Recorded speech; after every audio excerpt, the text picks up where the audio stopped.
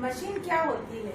Machine जो है वह युक्ति है जिसका उपयोग कम आयास के द्वारा ज्यादा भार को स्थानांतरित करने के लिए किया जाता है।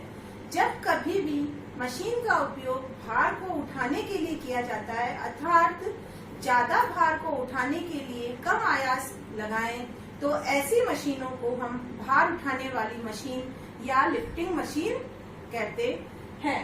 हम इस चैप्टर में मशीन के अंदर हमने दो शब्द यहाँ पर यूज किए हैं, एक तो भार यानी वेट और दूसरा आयास यानी एफर्ट।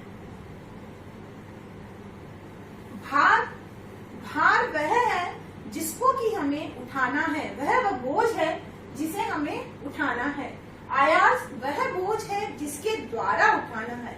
अगर हम एक सिंपल टर्म में कहें, जैसे हम मार्केट के अंदर सामान लेने गए, हमें 100 किलो गेहूं लेने हैं, अब हमें तोलना किसे है? गेहूं को। तो गेहूं हमारा भार हो गया। अब उसको तोलने के लिए जो हम लगाएंगे बाट, वो क्या है? हमारा आयास है। तो भार जिसे हमें उठाना है, जिसे हमें लिफ्ट करना है, आयास जिसके द्वारा उठाना है। अब जब दोनों भार और आयास है और इसको स्थानांतरित करेंगे तो नेचुरल है, इसमें भी कुछ विस्थापन आएगा, भार में भी, और आयास में भी कुछ विस्थापन होगा। तो भार का विस्थापन जो होता है इसे हम स्मॉल डी से रिप्रेजेंट करते हैं, और आयास का विस्थापन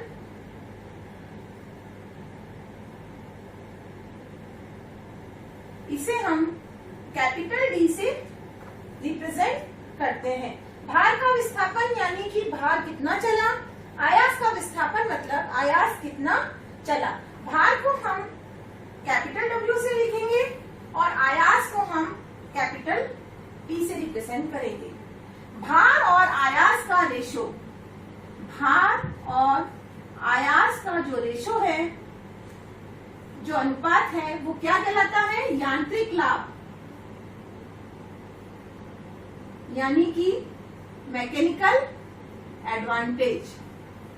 अब इसे हमने मैकेनिकल एडवांटेज क्यों कहा है? कितना भार उठाया और उसके लिए हमें कितना आयास लगाया। अगर हमने कोई मशीन को यूज नहीं किया होता, जैसे मैंने आपको बताया था, सामान लेने गए, हम 100 किलो गेहूं ले रहे हैं तो हमें 100 किलो के बाट लगाने होते, तो वहां पे यांत्रिक लाभ कितना है? 1, क्योंकि भार जितना लगाया उतना ही आयास लगाया। लेकिन जब हम उसमें मशीन को यूज करते हैं तो हम क्या करते हैं? भार बहुत ज्यादा लगाते हैं और उसके लिए आयास कम लगाते हैं, जिससे हमें यांत्रिक लाभ यानी कुछ फायदा मिलता है, यानी उसके लिए हमें कम मेहनत करनी पड़ती है। इसलिए जो एडवांटेज मिलता है, इसलिए हमने मशीन का एडवांटेज है जो यंत्र की सहायता से मिला, इसलिए इसे हम मैकेनिकल एडवांटेज कहते हैं। प्राय मशीन का मैकेनिकल एडवांटेज 1 से ज्यादा होता है। क्यों? क्योंकि भार ज्यादा है और आयास कम है।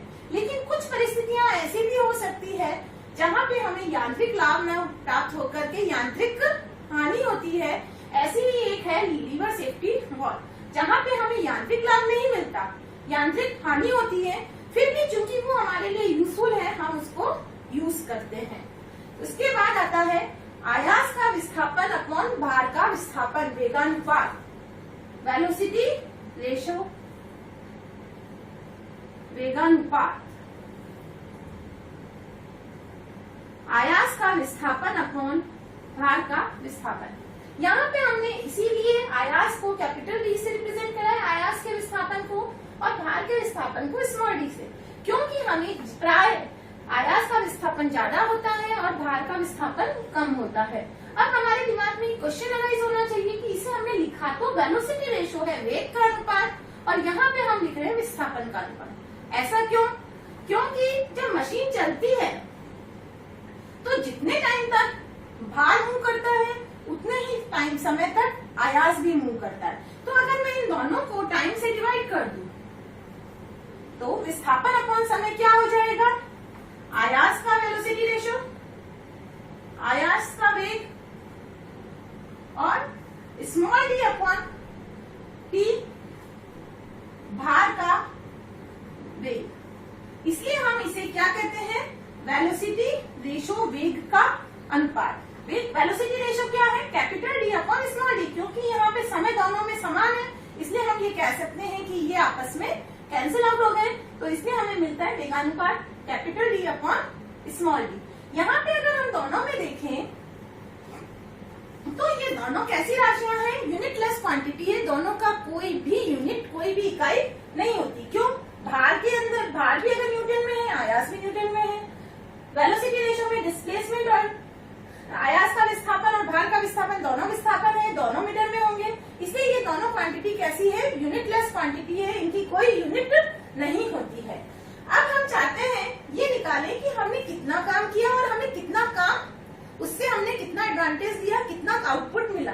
तो इनपुट क्या होगा, जो हमने दिया है, इनपुट क्या होगा, जो हमने दिया है, दिया हमने किसकी सहायता से है, आयास की सहायता से है, और आउटपुट क्या होगा, जो हमें मिला है उससे। जैसे आप एग्जाम के लिए पढ़ाई करते हैं, इनपुट क्या है, आपने किताबों से अपना जितना भी पढ़ा है, जो आपने गेन किया है, लेकिन एग्जाम में जाके आप जो लिखते हैं वो आपका आउटपुट है, और दोनों के कारण जो रिजल्ट आता है वो आपकी एफिशिएंसी है कि आप उसको कितना गेन कर पाए। वही चीज यहाँ पर है, इनपुट जो हमने दिया है, हमने दिया किसकी सहायता से है, आयास की सहायता से। तो वर्क इनपुट, वर्क डन, कितना कार्य किया आपने। अब कार्य क्या होता है, बल इनटू विस्थापन, और बल क्या है, फोर्स कितना है P, और विस्थापन कितना है D। तो इनपुट कितना दिया आपने, P इंटू D। अब हमें चाहिए आउटपुट, वर्क डन, मतलब हम कितना कार्य हमें मिला, हमने इतना कार्य किया और इसके बदले में हमें कितना कार्य मिला। आउटपुट क्या मिला, जब हमने वेट लगाया तो उससे भार लिफ्ट हुआ, तो आउटपुट किस पे मिला, भार पे। तो बल इंटू विस्थापन, भार कितना हो गया W, और विस्थापन कितना हो गया स्मॉल d। अब हमें ये चाहिए कि मशीन की दक्षता कितनी है। दक्षता क्या होती है, output upon input, output W into small d, input P into capital D। W upon P को हम क्या लिख सकते हैं, W upon P capital D upon small d। यहाँ पे अगर हम दक्षता की प्रतिशत में बात करते हैं तो यहाँ पे हमें मल्टीप्लाई बाय 100 लिखना पड़ेगा, और अगर हम डेसिमल उसमें कहते हैं, दशमलव भिन्न में कहते हैं, तो मल्टीप्लाई बाय 100 नहीं लिखेंगे। यहाँ पे भी multiply by 100 into multiply by 100। W upon P, W upon P क्या होता है, mechanical advantage. Capital D upon small d क्या होता है, velocity. Capital D upon small d velocity ratio, वेगानुपात इंटू 100। ये एक इम्पॉर्टेंट फॉर्मूला हमें यहाँ पे मिलता है कि मशीन की दक्षता हम किससे रिप्रेजेंट करते हैं, mechanical advantage upon velocity ratio into 100।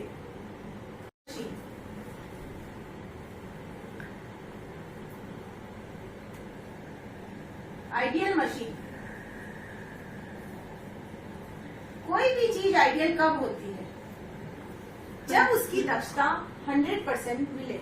यानी हम कब आइडियल कंडीशन मानेंगे, जैसा कि जैसा आपने याद किया है वैसा का वैसा आप एग्जाम में लिख के आ जाए, ये एक आइडियल कंडीशन है।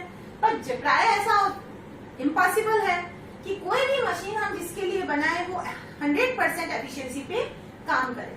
जैसे कि अगर आप एक देखें तो कितनी बार हम गाड़ी लेते हैं, उसमें हमें ये कहा जाता है कि इस गाड़ी की जो एवरेज है वो है 20 किलोमीटर, लेकिन जब हम उसको 20 किलोमीटर पर लीटर, लेकिन जब है एक्चुअल में हम उसको रन करते हैं तो हम देखते हैं कि वो कभी हमें 18, कभी 19।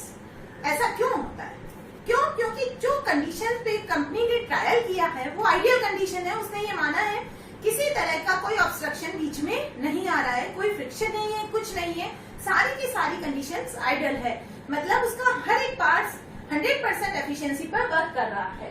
तो ऐसी जो मशीन्स होती है उसे आदर्श मशीन कहते हैं। आदर्श मशीन की दक्षता जो होती है वो हमेशा 100% होती है।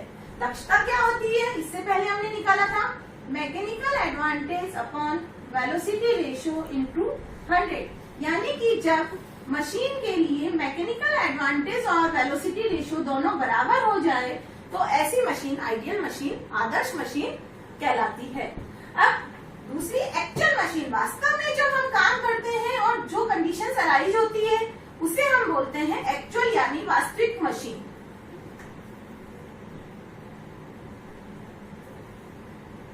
वास्तविक मशीन की दक्षता हमेशा 100% से कम होती है, तो उसके अंदर कुछ ना कुछ पार्ट हमारा घर्षण के कारण लॉस हो जाता है, इसलिए जो उसकी दक्षता है वो हमें 100% नहीं मिल पाती है।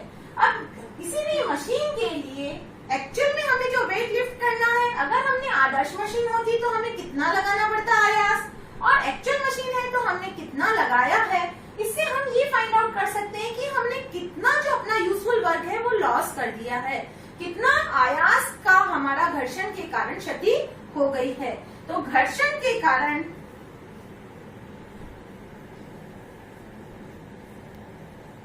आयास में हानि,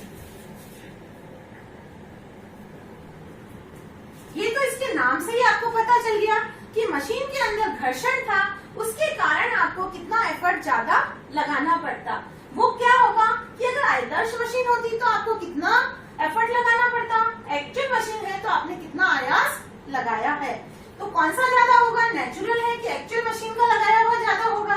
तो हम ये कह सकते हैं P डैश किसके बराबर है? P minus P0। यहाँ पे P क्या है? एक्चुअल मशीन, वास्तविक मशीन के लिए हमने कितने आयास लगाया है, P0 क्या है? आदर्श मशीन होती तो मुझे कितना आयास लगाना पड़ता। जो दोनों का डिफरेंस है वो क्या कहलाता है? घर्षण के कारण आयास में हानि। अब यहाँ पे आप देखिए P डैश बराबर P, मैकेनिकल एडवांटेज बराबर वेलोसिटी रेशो, तो ये किसके लिए है? आदर्श मशीन के लिए है। तो किसी भी मशीन का एक सबसे इम्पोर्टेंट पॉइंट ये याद रखिए, हर मशीन का वेगानुपात फिक्स होता है, जो उसकी संरचना पे डिपेंड करता है। इस चीज पे डिपेंड नहीं करता कि हमने कितना वेट लिफ्ट किया, हमने उसके लिए कितना आयास लगाया, वो उसकी इंटरनल प्रॉपर्टी है। जैसे साइकिल चलती है तो इसका आगे का पहिया जितना चलेगा उतना उसी के हिसाब से पीछे के पहिए को चलना है, ऐसा नहीं हो सकता क्योंकि वो कंबाइंड मिलकर एक मशीन बना रही है। वही चीज यहाँ पर है कि जो वेलोसिटी रेशो होता है वो हर मशीन का फिक्स होता है, वो उसकी इंटरनल संरचना पे डिपेंड करता है, न कि लगाए गए आयास और उठाए गए भार। तो यहाँ पे P किसके लिए है? एक्चुअल मशीन के लिए। एक्चुअल मशीन के लिए ईटा दक्षता किसके बराबर होती है? Mechanical advantage. मैकेनिकल एडवांटेज बराबर W upon P। Velocity ratio machine का फिक्स होता है, इसलिए VR इंटू 100। अब यहाँ पे ईटा इंटू VR अपॉन 100 बराबर W अपॉन P। यहाँ पे हमें किसकी वैल्यू चाहिए? P की। तो P बराबर 100 into W eta into VR। तो P का मान किसके बराबर हो गया? 100 into W eta into VR। अब हम बात करें P0। P0 क्या है?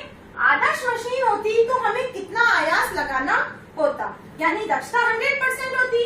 तो ईटा को अगर मैं 100 रख दूं तो P0 की वैल्यू हमें यहाँ पे कितनी मिल जाएगी? W upon VR minus W upon VR। यहाँ पे W अपॉन VR कॉमन आ जाएगा, तो 100 अपॉन ईटा माइनस 1, यानी घर्षण के कारण आयास में हानि हमें कितनी हुई? W upon VR velocity ratio 100 upon eta minus 1। यहाँ पे एक इम्पॉर्टेंट बात ये ध्यान रखिएगा, ईटा जो है यहाँ पर जो दक्षता है वो किसमें लेनी है आपको? प्रतिशत में। अगर यहाँ पे आप प्रतिशत में नहीं लेते हैं, दशमलव भिन्न में लेते हैं, तो ये वैल्यू जो है वो P डैश क्या हो जाएगी? W upon VR 1 upon eta minus 1। ये ईटा किसके लिए है? जब when ईटा इन प्रतिशत, when ईटा इन डेसिमल। ये इंपॉर्टेंट ध्यान रखने वाली बात है, क्योंकि इसके चक्कर में हम इस पूरे क्वेश्चन को गलत कर देंगे यहाँ पे। नेक्स्ट है, जैसे हमने निकाला कि घर्षण के कारण आयास में हानि कितनी हुई, हमें नेक्स्ट ये फाइंड आउट करना है घर्षण के कारण हमने भार कितना कम उठाया। मतलब अगर हमने जैसे 100 न्यूटन आयास लगाया है तो उस 100 न्यूटन पे वास्तव में मैंने कितना भार उठाया, और अगर आदर्श मशीन होती तो मैं कितना भार लिफ्ट करती। जो का अंतर है वो घर्षण के कारण भार में हानि।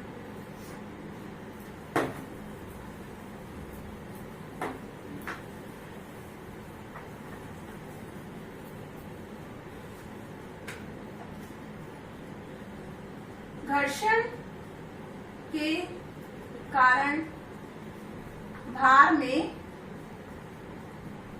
कमी, यानी कि मैंने कितना भार कम उठाया। अब अगर आइडियल मशीन होती तो नेचुरल है कि मैं उतने ही आयास से ज्यादा भार लिफ्ट करती, तो मैं कितना लिफ्ट करती, W0 करती।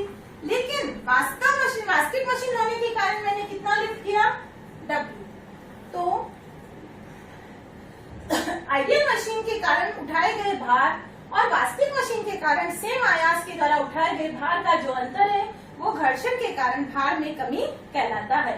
अब यहाँ पे W0 क्या होगा, ईटा बराबर mechanical advantage upon velocity ratio into 100। Mechanical advantage W0 upon P velocity ratio into 100 और दक्षता कितनी होगी, 100। तो यहाँ से W0 अपॉन P बराबर VR, तो W0 किसके बराबर हो गया, P इंटू VR। तो यहाँ पे W0 किसके बराबर है, P इंटू VR। अब यहाँ पे ये मैंने लिया है दक्षता 100% है। अगर ये वास्तविक मशीन होती तो दक्षता 100% ना होकर ये कितनी होती, ईटा। तो यहाँ पे W0 अपॉन P किसके बराबर हो जाता, VR इंटू ईटा अपॉन 100, यानी W0 किसके बराबर हो गया, P इधर मल्टीप्लाई हो जाएगा, P into VR into eta upon 100। यहाँ पे हम W की वैल्यू रख देते हैं,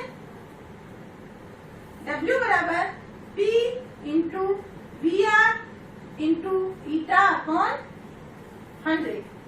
इसमें से P इंटू VR कॉमन आ गया,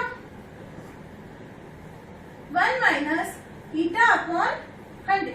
यहाँ पे भी ये ध्यान देने योग्य बात है कि यहाँ पे जो ईटा है वो किसमें है, प्रतिशत में है। अगर यहाँ पे ईटा हम दशमलव बिंदु में लेंगे तो यहाँ पे क्या लिखेंगे, 100 हट जाएगा और 1 माइनस ईटा यूज होगा। यहाँ पे ये जो देखिए ईटा बराबर mechanical advantage upon velocity ratio, mechanical advantage किसके बराबर होगा, W अपॉन P और इंटू 100। तो W अपॉन P बराबर velocity ratio into 100 eta upon 100। यहाँ से हमने W फाइंड आउट कर लिया। W0 क्या है, सेम भार जितना आयास हमने लगाया है उसके कारण अगर आइडियल मशीन होती तो हम कितना भार लिफ्ट करते, W0। लेकिन वास्तविक मशीन होने के लिए हमने कितना भार लिफ्ट किया है, W। जो दोनों का अंतर है वो घर्षण के कारण भार में कमी है। नेक्स्ट, मशीन का नियम।